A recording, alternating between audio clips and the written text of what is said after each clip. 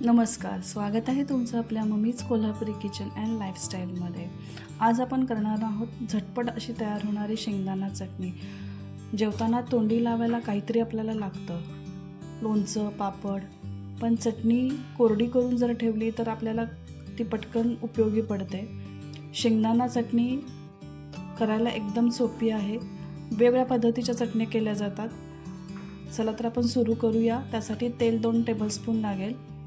मोहरी आणि जिरे 1 टीस्पून टाका। मोहरी आणि जिरे छान तडतडले की आपल्याला शेंगदाणे टाकायचे आहेत। इथे 2 वाट्या मी कच्चे शेंगदाणे टाकलेले आहेत। आता गॅस मंद करून शेंगदाणे खूप व्यवस्थित भाजून घ्यायचे आहेत। शेंगदाणे जर व्यवस्थित भाजली तर चटणी तुमची खमंग होईल, त्यामुळे गडबड न करता शेंगदाणे व्यवस्थित भाजून घ्या। थोडे शेंगदाणे भाजल्यावर तीळ 2 टेबलस्पून टाका। तिळानं खूप छान अशी चव येते।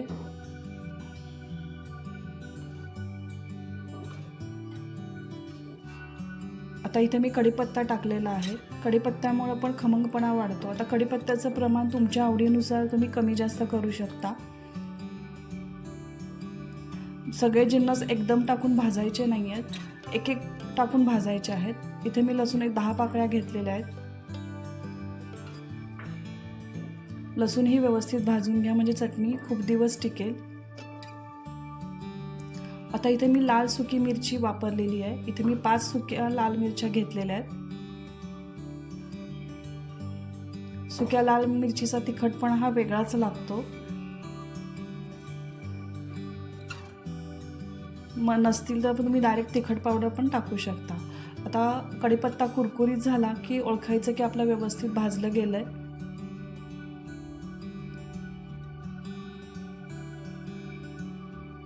शेंगदाणे पण व्यवस्थित भाजले गेलेले आहेत।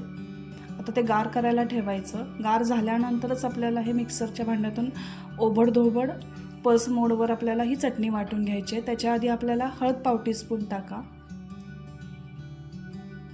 काश्मीरी तिखट पावडर 1 टीस्पून टाकायचा, ह्याच्यामुळे कलर खूप छान येतो।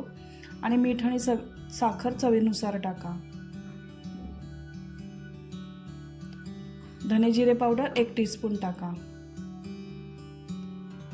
आता पल्स मोडवर आपल्याला ही चटणी वाटून घ्यायची आहे। अशी ओबडधोबड हीच वाटून घ्यायची आहे। अशी ही झटकन होणारी आपली खमंग शेंगदाणा चटणी आपली तयार आहे। तुम्ही थालीपीठ, पराठे किंवा नुसता तेल टाकून किंवा तूप टाकून शेंगदाणा चटणी आणि चपाती खाऊ शकता। करायला एकदम सोपी आहे ही। जर तुम्हाला ही रेसिपी आवडली असेल तर लाईक करा, शेअर करा आणि कमेंट करा।